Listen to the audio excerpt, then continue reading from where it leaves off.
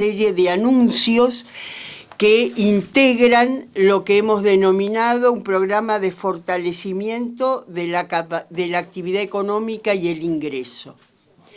En el marco de esos anuncios está nuestra convocatoria esta mañana para profundizar en los aspectos que tienen que ver con el fortalecimiento de los ingresos de las trabajadoras y trabajadores del sector privado, del empleo público y de casas particulares. Como lo señaló... perdón.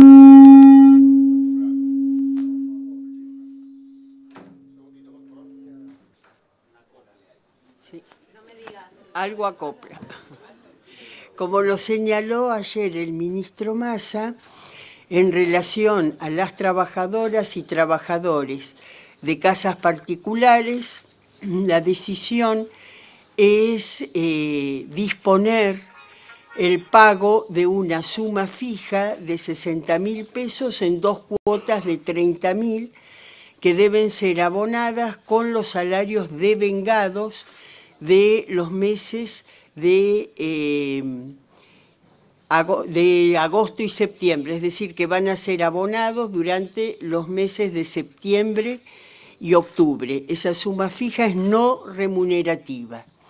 Y como el proceso de la negociación paritaria en ningún momento se interrumpe, se establece con claridad que esa suma fija es absorbible por esa negociación paritaria.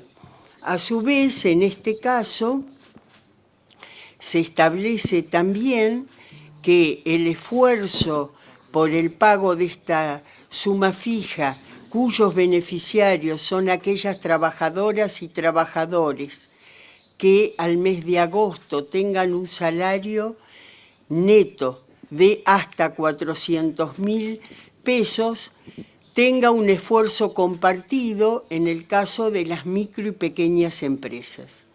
En el caso de las microempresas será absorbido 100% por el Estado a través de las cargas patronales. Y en el caso de las pequeñas empresas será absorbido hasta un 50% también a través de las cargas patronales. Medianas y grandes empresas, es decir, a partir aproximadamente de los 100, 110 trabajadores en adelante, depende del sector, etcétera, debe ser absorbido por la parte empleadora. En el caso de los trabajadores del Estado, también se ha establecido esta suma de 60.000 pesos a ser abonada del mismo modo en 2 cuotas de 30.000 en los mismos términos que acabo de mencionar, y obviamente en tanto el empleador es el Estado, es el que absorbe el esfuerzo. Y en el caso de las trabajadoras de casas particulares, esa suma es de 25.000 pesos a ser abonada en 2 cuotas de 12.500 pesos.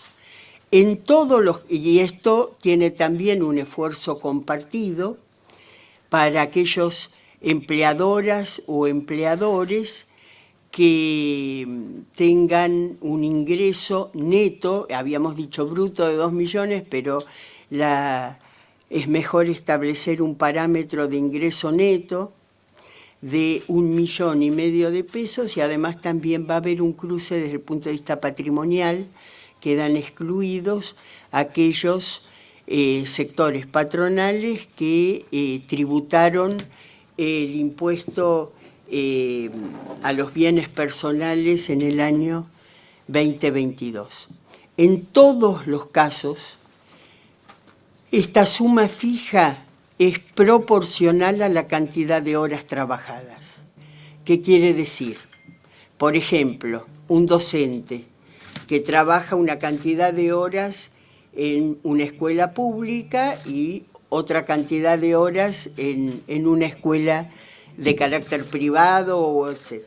Entonces, para que no haya duplicación, la proporción de esta suma fija que debe abonar cada empleador es proporcional a las horas, a la carga de trabajo que corresponde a cada uno de esos lugares. Lo mismo en relación a las trabajadoras de casas particulares. Sabemos que es habitual que trabajen para distintos empleadores, en consecuencia, la responsabilidad del pago es proporcional a la carga de trabajo en cada caso.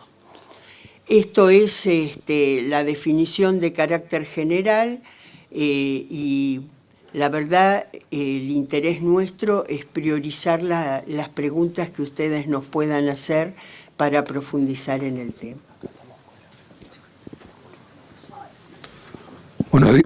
Buenos días, ministra. Nicolás Gallardo, de CNN Radio. La pregunta está vinculada a lo que pude hablar con dos sectores. Por un lado, la CGT pondera, en cierto modo, que haya un mayor ingreso a los trabajadores, pero plantean dudas acerca del futuro de las paritarias, independientemente de que usted ya aclaró que se pueda absorber, es si pueda clarificar de que no va a generar controversias en la discusión paritaria, porque también la UIA, los industriales plantean de que podría ser distorsivo y generar problemas en las negociaciones paritarias. ¿Usted desestima que haya problemas, desequilibrios? Yo lo que digo es que la negociación paritaria es una negociación libre. Es una de las instituciones más virtuosas que nosotros tenemos en nuestro sistema democrático. La paritaria es libre, siempre hay una confrontación de intereses hasta que se alcanza un acuerdo. Nosotros no podemos imponer una determinada decisión dentro de ese marco de negociación. Pero yo quiero, tal vez con un ejemplo, explicar mejor esa situación. Ustedes pueden ver este gráfico en el cual prácticamente se superponen dos curvas. La que está en un celeste más pálido corresponde al costo de vida, al IPC del INDEC. La que está en un color más firme corresponde al promedio de las convenciones colectivas de trabajo. Lo que ustedes pueden ver en este gráfico, que está desde diciembre 2022, es decir, es a lo largo de este año, es que el proceso paritario prácticamente coincide con la evolución del costo de vida. E incluso en el mes de julio hay un ingreso real de carácter positivo, porque como ustedes sabrán, en junio y julio el índice inflacionario descendió, lo cual permitió que hubiera un diferencial favorable en promedio al ingreso de los trabajadores. ¿Qué pasó en agosto? En agosto lo que pasó, discúlpeme, usted me hizo una pregunta, me gustaría que me escuche. En agosto lo que pasó es que el índice de precios va a tener un salto. Y ese salto es producto de la devaluación que impuso el Fondo Monetario Internacional por el endeudamiento contraído con el fondo durante la gestión de Mauricio Macri. Lo que estamos haciendo con esta suma a pagar en 2 meses es que ese salto que va a dar el índice de precios en el caso de las trabajadoras y trabajadores de menos ingresos no lo tengan que absorber esos trabajadores, sino que tengan el auxilio de un ingreso adicional para poder compensar ese salto que se va a dar. Después de lo cual, la idea es que efectivamente, a través de este proceso de negociación de carácter paritario, digamos, se pueda mantener la situación donde los ingresos no solo acompañen el índice de costo de vida, sino que además puedan tener incluso una recuperación de carácter real. Buen día, Pablo Gagliano de Radio Continental.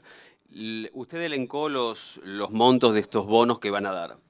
Quiero saber a partir de cuándo se van a cobrar y si le puede reiterar o explicar mejor si van a ser absorbidos en el sueldo, van a formar parte del aguinaldo.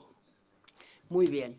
Desde el punto de vista del cobro, lo que estamos disponiendo en el DNU es que en el caso del devengado de agosto, abonar en septiembre, tiene que abonarse dentro de los 15 días hábiles al inicio del mes.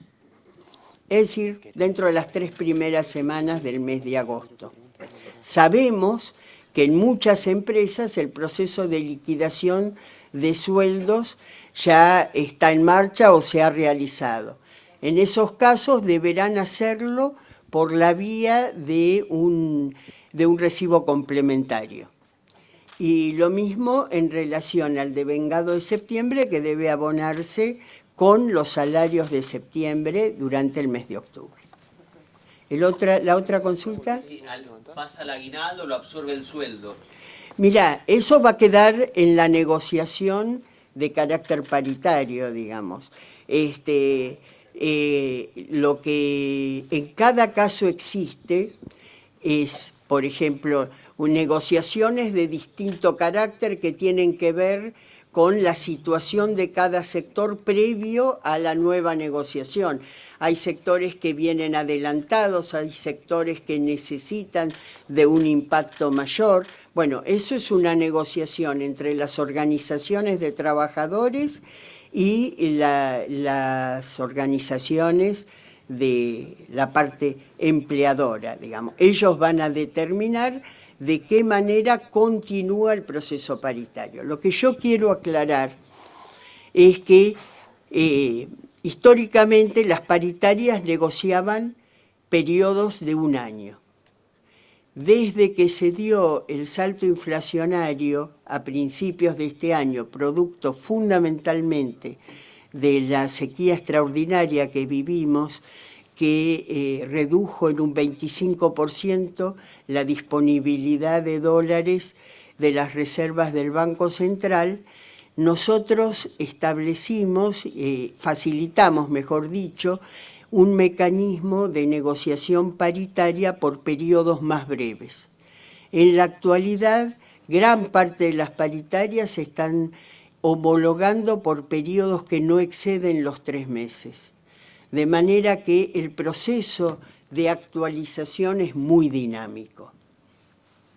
Buen día, ministra. Agustina Di Mola para Splendid 990. Bueno, hay mucha incertidumbre en el caso de los trabajadores por la aplicación de esta medida económica, sobre todo en sector en la suma fija. ¿Qué pasa con las empresas que no cumplan con esta medida, que no la apliquen? ¿Habrá represalias y cómo se ampara a los trabajadores en ese sentido? Tienen que hacer la denuncia.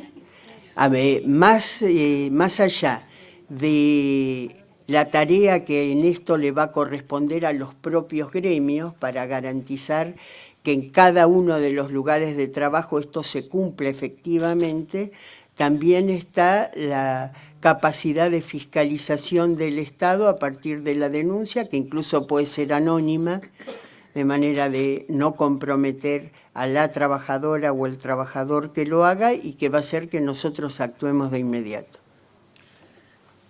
¿Qué tal? Buenos días, ministra. Fabián Wallman, de FM La Patriada. En la previa de estas medidas, una de las discusiones fundamentales estaba centrada en, por ejemplo, las intendencias de todo el país, cómo iban a hacer para resolver ese tema algunos distritos, si hay ya diálogo con las provincias, con los gobernadores, para que efectivamente los trabajadores que dependen de cada uno de estos territorios, no son nacionales, puedan acceder también a estas bonificaciones. Sí, efectivamente. Ayer en el anuncio el ministro de Economía lo que hizo fue invitar a las provincias a tomar una medida en la misma sintonía que lo está haciendo la Nación. La realidad es que tanto las provincias como los municipios son autónomos, no tenemos competencia para determinar los niveles salariales de las trabajadoras y trabajadores de provincias y municipios. ¿Pero habrá en ese sentido algún aporte del Gobierno Nacional en aquellos distritos que no puedan hacerlo efectivo? Eso es siempre producto, digamos, de la negociación de los adelantos transitorios que se negocian entre la nación y las provincias, digamos. No hay un plan de carácter general de que la nación financie todo ese incremento que pueda dar cada provincia de acuerdo a su propia capacidad de decisión, pues además la situación financiera de cada distrito es distinta y afortunadamente la mayoría de las provincias tienen una situación financiera muy equilibrada. ¿Podrían darlo entonces por motu propio? Yo no quiero avanzar sobre lo que debe ser la decisión soberana de cada provincia. Como nación, lo que hizo ayer el ministro de Economía, que es invitar a las provincias a acompañar esta decisión que está desarrollando la nación, es lo que nosotros podemos hacer respetando el sistema federal de gobierno. Gracias, muy amable. Buen día, ministra. ¿Cómo le va? Ariel Rodríguez de Cadena 3. Bueno, en virtud de la devaluación que ha desvirtuado los parámetros económicos y que estas ayudas no ayudan a compensar plenamente, quiero preguntarles si tienen pensado adelantar la discusión del salario, la convocatoria del Consejo del Salario Mínimo Vital y Móvil respecto de lo que estaba previsto la última vez que se reunieron, porque esto sería formalizar lo que se está concretando ahora de manera informal, si se quiere. Y segundo, preguntarles si, en virtud de lo que han planteado las organizaciones empresarias, si esta ayuda, este bono, como se lo mal llama, no hay riesgo de que distorsione las escalas salariales. Bueno, voy a empezar por la segunda pregunta.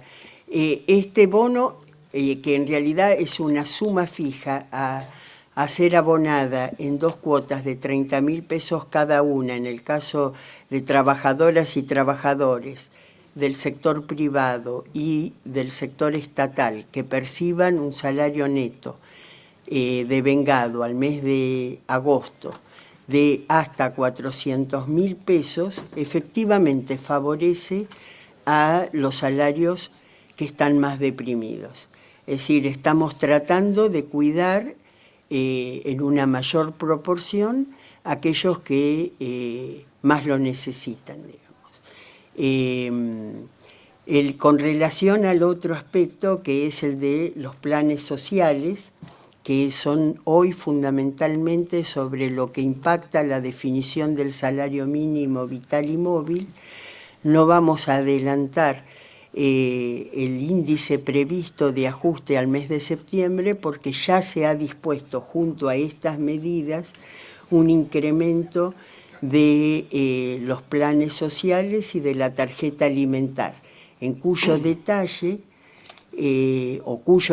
va a ser desarrollado tanto por la ministra de Desarrollo Social como por la directora del ANSES. También, complementario a estas medidas, ya esto lo va a exponer también la directora del ANSES, está previsto extender el sistema de créditos que hasta ahora daba el ANSES solo para jubilados y pensionados a trabajadores activos, con una tasa de interés subsidiada que es aproximadamente el 50% de la que hoy pagan los bancos. Es decir, que esta suma fija que estamos otorgando sobre el salario también va a ser complementada con un crédito que va a permitir efectivamente reducir el nivel de endeudamiento de todas las trabajadoras y trabajadores.